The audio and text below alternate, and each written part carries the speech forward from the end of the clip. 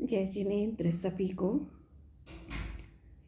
आज हम बात करेंगे भय को लेकर, क्योंकि भय एक ऐसा भाव है, ऐसी कषाय है जो हर पल हमारे साथ चलती है। यद्यपि हर समय हमें नहीं लगता है, हमें लगता ही नहीं कि हम भयभीत हैं।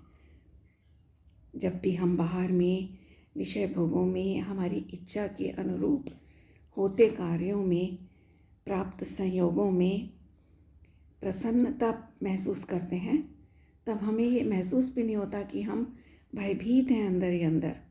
वो कैसा भय है जो बाहर में सब सुविधाएं प्राप्त होने पर भी हमें अंदर ही अंदर खाए जा रहा है, निरंतर हमें डस रहा है। उसी भय की मैं आज बात करने जा रही हूँ।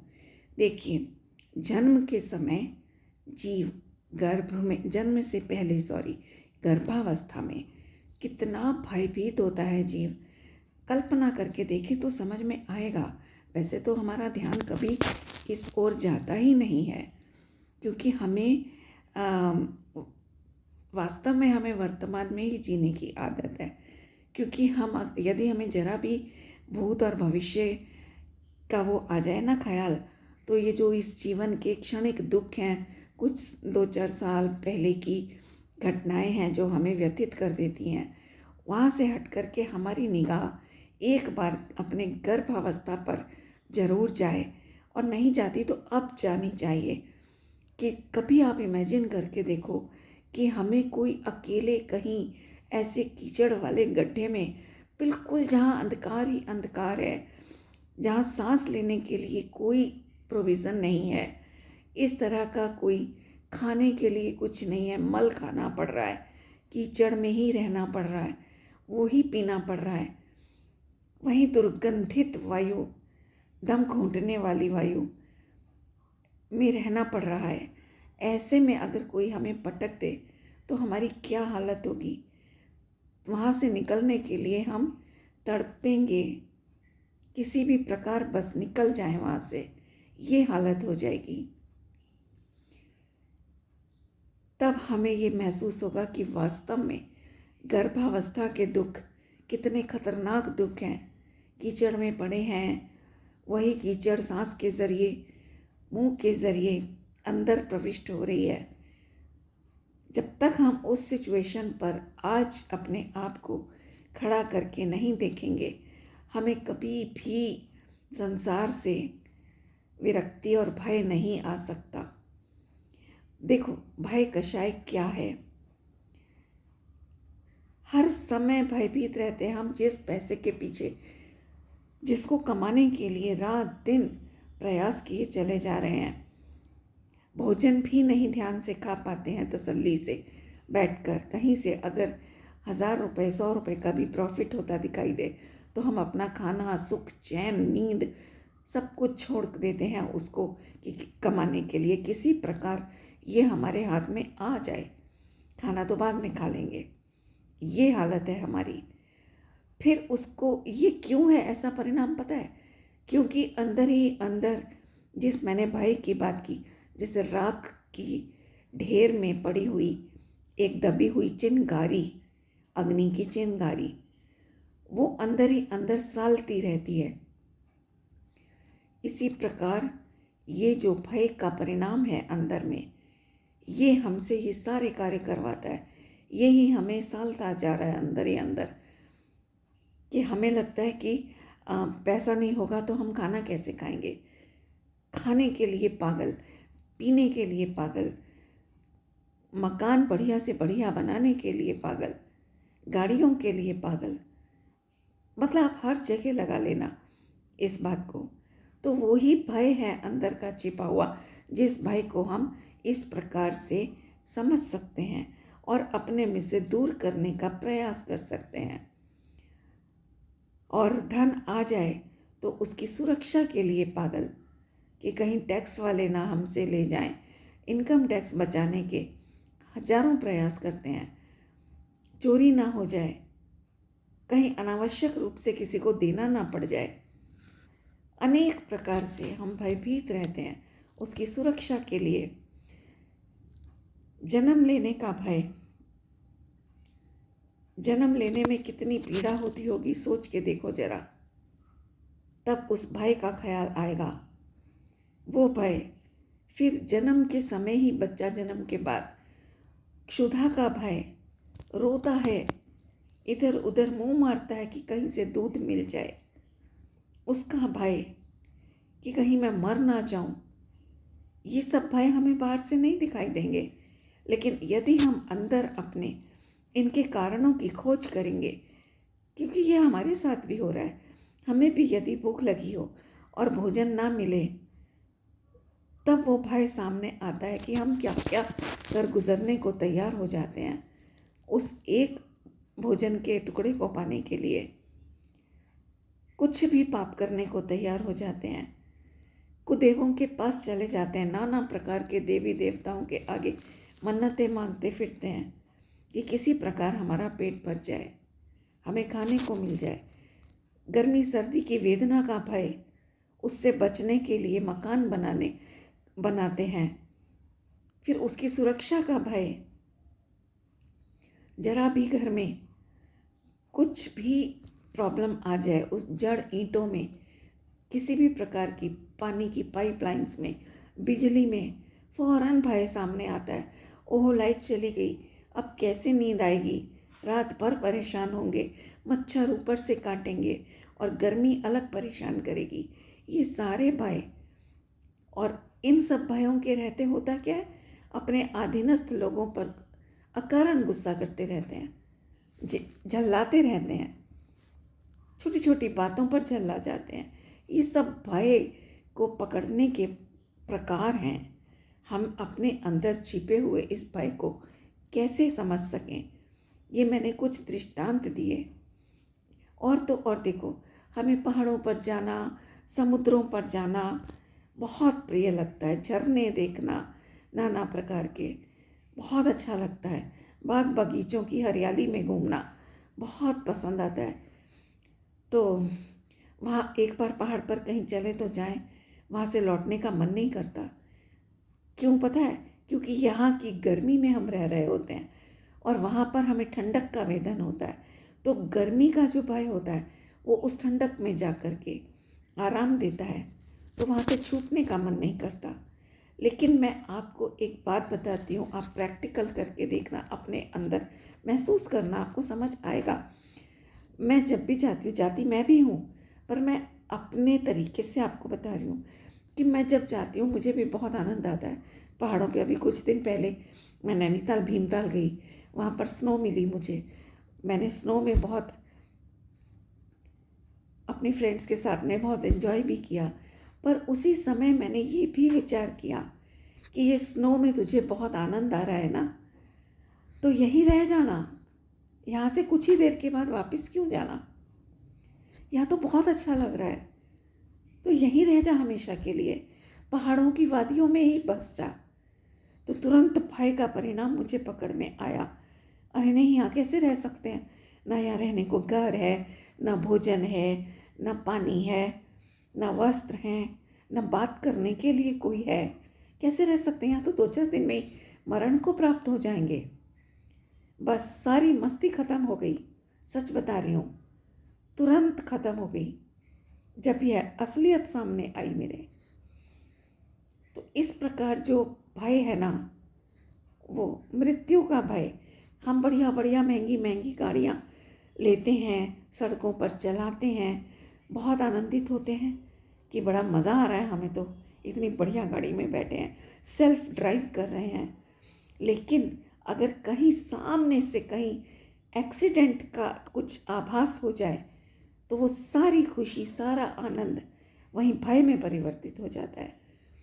ये सब हमारे अंदर छुपी हुई भय की वासना जो है उसको दर्शाते हैं। हम खुद अपने जीवन में पल पल में एनालाइज करें तो समझ आएगा। लेकिन अब बात यहाँ आती है कि ये सारे भय के परिणाम जो हैं ये पाप रूप हैं, सब पाप रूप है, संसार के ही कारण है। यदि इनसे छूटना है तो हमें अपने आत्मा की शरण में आना होगा। और देखो, भय का और भी प्रकार है। एक सम्यक दृष्टि को भी भय होता है, या जो सम्यक लेने की ओर चल दिया है जीव, उसको भी भय होता है। उसका भय कैसा होता है? संसार के प्रति भयभीत होता है वो, कि मुझे अब जन्म नहीं लेना, जन्म से भयभीत है, मरण से भयभीत है वो, इसलिए उनसे छूटने के लिए सारे प्रयास करता है। ये भी एक भय का प्रकार है, लेकिन ये उसको दुर्गतियों से छुड़ाने में निमित्त बनता है। इसको संवेग कहा है। इसको भय मैं बोल जरूर रही हूँ, लेकिन वास्तव में इसको संवेग बोला है, क्योंकि इस भय के रहते उसका सारा जो पुरुषार्थ होता है, आत्मा का वीर्य, वो सारा आत्म प्राप्ति की ओर बढ़ता है। इसलिए इसको संवेग नाम दिया है हमारे आचार्यों ने। तो ऐसा भी एक भय होता है। और एक भय मिथ्या दृष्टि को भी होता है, ऐसा भद्र परिणामी मिथ्या दृष्टि, जो संसार से छूटना तो चाहता है, लेकिन उसको सच्चा उपाय नहीं मालूम है। वो विपरीत उपायों में जीता है, विपरीत उपाय कर करके अपने को धर्मात्मा मानने की भूल कर बैठता है। तो इस प्रकार मैंने आपको अपने भीतर पड़ी हुई भय की वासना को पहचानने का कुछ तरीका बताया। और ये देखो बंधुओं, ये जो भय है ना, ये हमें कहीं निशंक रहने नहीं देता, और हमारे शरीर पर भी इसका बहुत बुरा प्रभाव पड़ता है। सबसे पहले तो हमारे मस्तिष्क को बेकार कर देता है ये भय, सोचने समझने की शक्ति को नष्ट कर देता है। ये तो इसका और भी हमारी ग्लैंड्स पर बहुत बुरा प्रभाव डालता है। हम मस्तिष्क का तो साफ दिखाई देता है, भयभीत व्यक्ति कुछ भी सोच नहीं पाता, सही कार्य भी लौकिक में कर नहीं पाता, भय के कारण हाथ कांपने लगते हैं।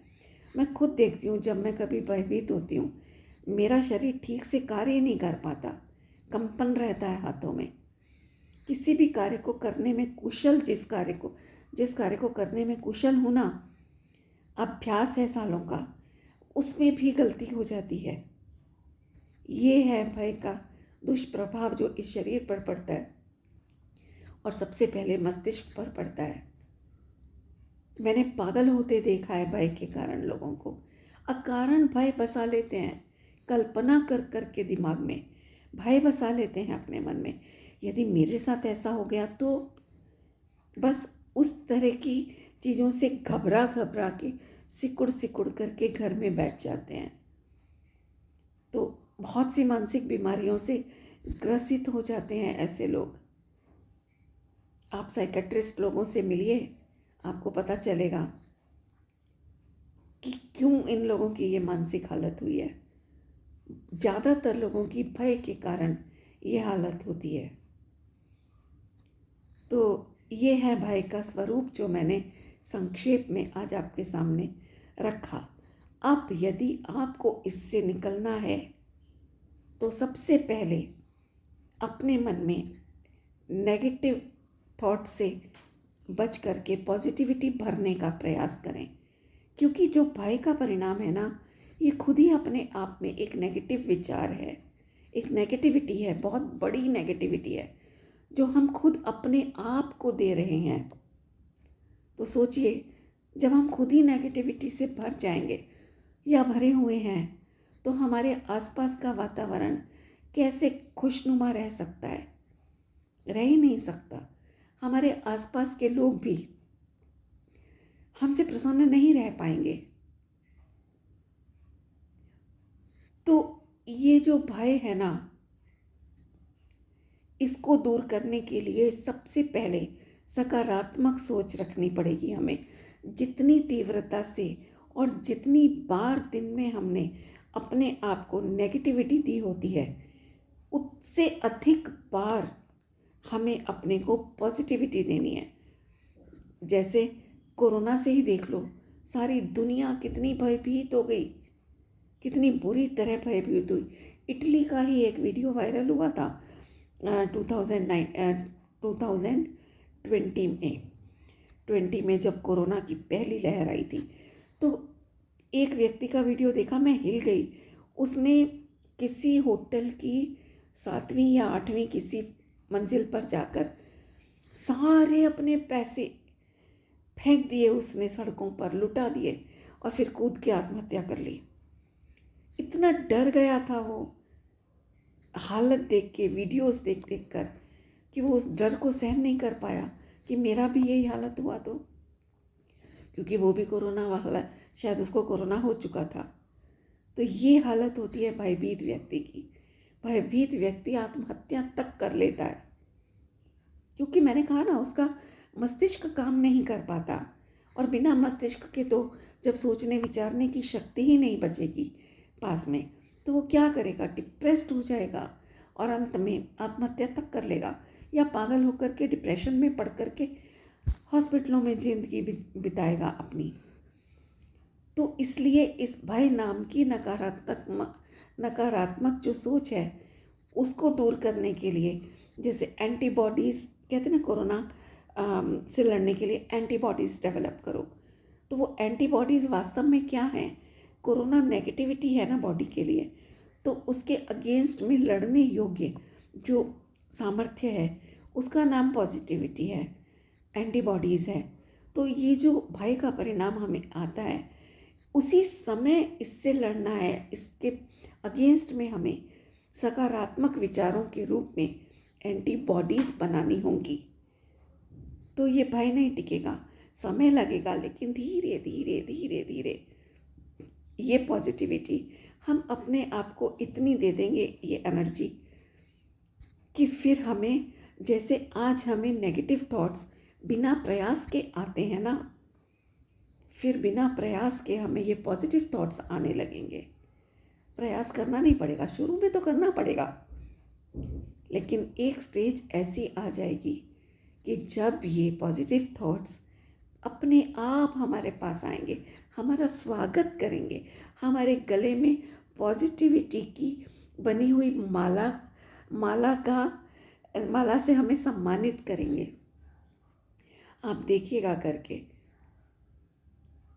और मैं इतनी गारंटी से इसलिए कह पा रही हूँ क्योंकि मेरे भी जीवन में कभी बहुत नेगेटिविटी आई थी।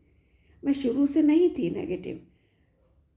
मैंने महसूस किया कि मेरी शादी से पहले वाली आवाज़, जब मेरे मोहल्ले की औरतें अपने बच्चों को दृष्टांत देती थी कि रश्मि से सीखो कैसे बोला जाता है, उसके सामने खड़े होकर भी उसकी बात सुनने के लिए उसके मुंह के पास कान ले जाना पड़ता है, यह बहुत कंसंट्रेट करना पड़ता है।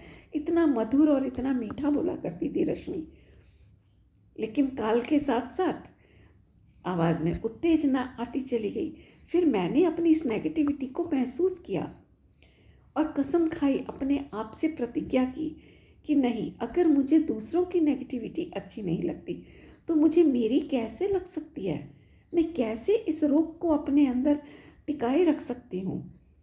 फिर मैंने इससे लड़ाई की और आज मैं नहीं कह रही हूँ आपको, मेरे घर वाले कहते हैं, मेरे संगी साथी जो मेरी बहुत पुरानी सहेलियां हैं, जो मुझे बहुत अच्छे से जानती हैं, वो सब कहते हैं कि मेरे अंदर बहुत परिवर्तन आया है।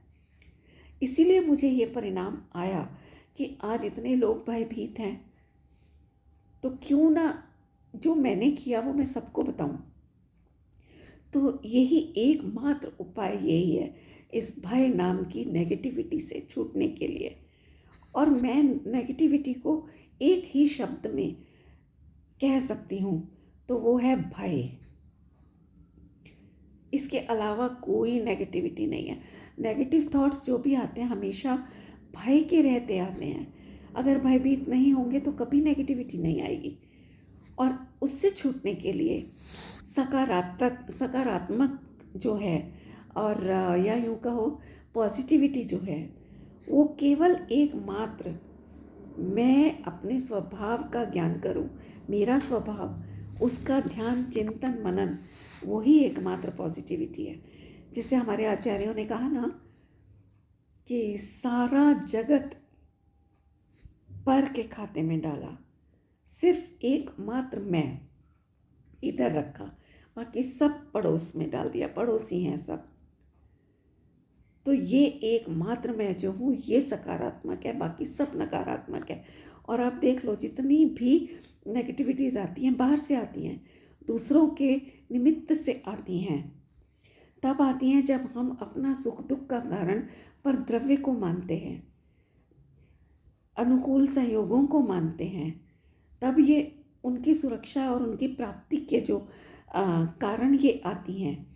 और जो भी आपको अगर परखना है, एक और चीज़ बताती हूँ, एक और एग्जांपल देती हूँ कि हमारे अनुकूल अगर कोई कार्य ना होता हो तो फौरन नेगेटिव थॉट्स आने लग जाते हैं।